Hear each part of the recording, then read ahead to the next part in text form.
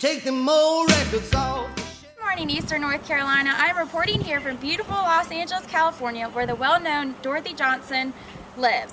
Today I'm going to be interviewing Dorothy Johnson to find out more about the impact she had on nursing. Dorothy was born in 1919 in Savannah, Georgia, and received her Bachelor in Science and Nursing degree from Vanderbilt University in Tennessee. She went on to get her master's degree in public health at Harvard University in Boston, Massachusetts. In 1980, she published her first work, The Behavioral System Model, that can be applied to a variety of nursing situations. She makes 3 assumptions, including system, structure, and function, which are all intertwined together to make her model work. Let's find her now to find more about each of her nursing processes. Hey, how are you doing today? Hi, Sarah. I'm doing great. How are you? I'm good. I was just wondering what you were doing out here relaxing. Well, funny you asked that. I'm actually participating in my 8th subsystem of my behavioral system model. And I'm out here relaxing and enjoying my day because I am trying to restore the fatigue that my day has induced. I am also enjoying my favorite leisure activity. Oh, I didn't realize that we participated in the restorative subsystem each and every day, Dorothy. Yes, Sarah, funny. That's funny because every single day when you are participating in behaviors that will maintain or restore energy and equilibrium, such as recovering from an illness or sleeping because you are fatigued or even taking medication to improve your sickness, you are participating in the restorative subsystem. Now, Dorothy, how would you implement the subsystem when you're taking care of a patient at the hospital? Now, Sarah, if you are taking care of a patient in the hospital that has just returned from surgery, I would like you to participate in the restorative subsystem by making sure they maintain their daily activities and by... My head! Oh no! Well, I hope that... Sorry about that, Sarah. I'll get that later. Well, let's just continue the discussion. But I want you to know that you need to make sure your patients get up and moving, and so that they can get circulation going and that they can take their medications on time and restore back to their normal, healthy living styles. Well, it's a little windy, Dorothy. Do you think maybe we should take this inside? You know what? I think that is a great idea. Okay. It was so windy out there. It blew my hat right off. I know. So, Dorothy, would you mind explaining more about your achievement subsystem? Yes. The desired effect of the achievement subsystem is to master the ability of balancing oneself with one's own environment. To achieve this balance, it is important for one to understand their personal strengths and weaknesses. And to achieve the balance within yourself, you need to assess your intellectual, physical, creative, mechanical, and social skills. Okay, so I understand this, but how do you apply this subsystem to a nursing situation? Well, an example of this subsystem would be problem-solving activities and successfully completing them. Because in all problem-solving activities, you need to assess all outcomes and determine which one would be the best. So in nursing, everyone knows each patient has a different situation. So it's important to look at all aspects of their situation to provide them with the best of care. Okay. Dorothy, tell me about your aggressive protective theory. Well, Sarah, I'm actually portraying the aggressive protective theory right now. I'm protecting this baby, and I also carry pepper spray with me at all times to protect me. And we use this in the clinical setting by observing patients and the way that they act and behave to see if they're protecting or threatening their health. Then we figure out how these threats impact the patient's health and what consequences they'll have in the future. Okay, I could see how that would be a very important subsystem to have in the healthcare system. Yes. Would you excuse me for a moment while I use the restroom? Yes. Come in, child. Dorothy, sorry to barge in on you, but we really need to get on with this interview. Oh, that is okay. I'm actually practicing a system of the behavior model as we speak. Oh, really? Which one is that? The eliminative system. It is the promotion of waste products from the human body. And normally I would be doing this in private since that's what's socially acceptable in the United States. But in other cultures and societies, it's acceptable to go to the bathroom on the streets or anywhere else in public, even. Interesting. So why is that important, Dorothy? Well, it is very important to learn about the eliminative system so that you can be aware if any illnesses are present.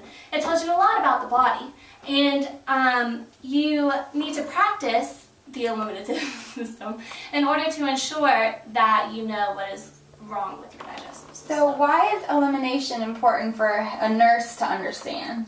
Well, it's important to provide your client with privacy because that ensures that they're comfortable talking with you about their bowel movements. And it also will help the healthcare provider with understanding what is wrong with the client if there is anything wrong with them. Oh, okay. So you need to teach them the normals and abnormals of their elimination system. Got it. But if you'll excuse me, I would like to get back to privacy, and I will meet you in the bedroom. Okay. Thank I'll leave you to your elimination. Thank you. Dorothy, tell me about your next subsystem. The next subsystem is the sexual subsystem, and it has both a biological and social factor. Biological differences are made in both male and female, and that gives human beings the possibility to reproduce. There's also a social factor that allows individuals to feel closer or gain pleasure with an intimate partner. You once said that an individual's behavior is influenced by the environment. How do you believe sex is affected by the environment? Sexual activity is affected by all kinds of environmental situations, such as where you are. It wouldn't be the most appropriate situation to do sexual activity in public. Right. Who you're with, the morals that have been instilled within you, such as from your parents, and also the culture and the environment that you've grown up in. Okay. So how can acknowledging the sexual system benefit someone that's in the healthcare system? Well, health is an adaptive response that allows a person to feel stability and control in their physical, emotional, and social level. The act of sex with the intimate partner allows a person to feel wanted, accepted, and attached to another human being. As part of the nursing assessment, it's important to identify all of the behaviors that a person displays in all kinds of sexual situations, and it's also important as a nurse to educate every patient based on their situation. Such as a teenager, it would be important to assess things such as STDs and pregnancy for them to provide prevention whenever they are engaging in sexual activity. Another worry that patients face daily is how their sexual needs are going to be met, such as with the death of an intimate one, or divorce, or a long-distance relationship. So sexual activity is a need and an everyday activity that's an imperative and in many individuals. Therefore, you should assess it in every healthcare setting. Okay. So Dorothy, what are you doing down here in the kitchen? Well, I'm actually preparing to get this oatmeal to go feed to a stroke patient. Okay. Which leads right into my next subsystem, which is the dependency subsystem. So what exactly does the dependency subsystem entail? Well, it deals with the behavior of needing nurturing from other people. Okay. Whether that would be needing help to be able to complete a task, or you need emotional support to be able to get through a situation. This is usually seen in people who are seeking attention, who are looking for recognition for something that they did. They need security to be able to have either emotional support or the basic life skills, and they're also looking for attention from others. So, this dependent behavior of relying heavily on nursing care of others, can you give me an example about what kind of patient that this would be involved in with the field of nursing? Well, actually, this stroke patient's the perfect example. Okay. This one used to be an independent patient that was able to take care of themselves, but now that they are and had their stroke, they're no longer able to take care of themselves.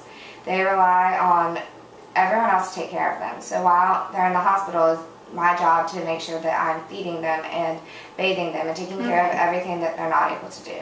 However, this can become tricky when you have patients that are able to take care of themselves completely, but they have become so reliant on others for support that they do not take care of themselves, and so it's a nurse's job to be able to figure out who has a self-care deficit and a real need, and others who are just become reliant. Oh, okay.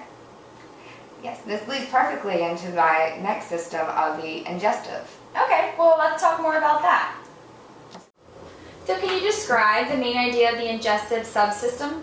The main idea is the behaviors associated with the intake of needed resources from the external environment, including food, fluid, information, objects for the purpose of establishing an effective relationship with the environment. So what is the main goal of this idea?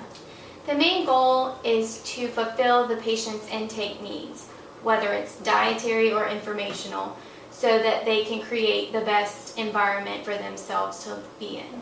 So how does the subsystem maintain your assumptions, Dorothy? It maintains the assumptions by having a drive that stimulates the subsystem, which would be hunger or the appetite to learn. All patients are predisposed to want to know about their situation and learn more about that, and they also are going to have the internal hunger for food because the body needs that. The scope of action are questions such as eat, what not to eat, how much to eat, when to eat, and all of that sort of thing. And then the main goal is just patient satisfaction. Okay, so how does this relate to patient care, and do you think maybe you could give me an example of how a nurse would take the substance into, or the system into nursing care?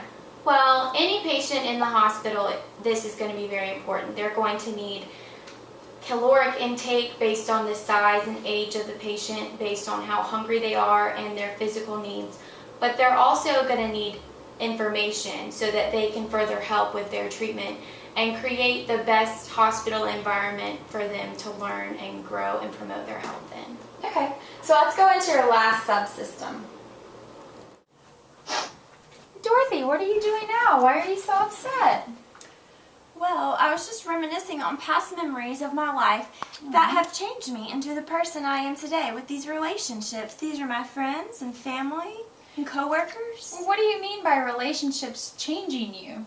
Well, in my behavioral system model, the last subsystem is the affiliative system, and this subsystem is one of the most important. It helps a person to belong to a group, to share, to achieve and intimacy and inclusion. It's very important for a person to be involved, you see, or else they feel left out and not a part of a group, and then their health needs will not be met. Well, Dorothy, thank you so much. I've enjoyed this whole entire day being able to get to know you and learn more about your theories. Well, thank you. I had fun with you. It was so nice. Well, thanks for watching, and I hope you enjoyed learning about Dorothy Johnson's behavioral system model. Remembering the subsystems and examples will only benefit you in the clinical setting. Good luck on your nursing careers, and see you next time.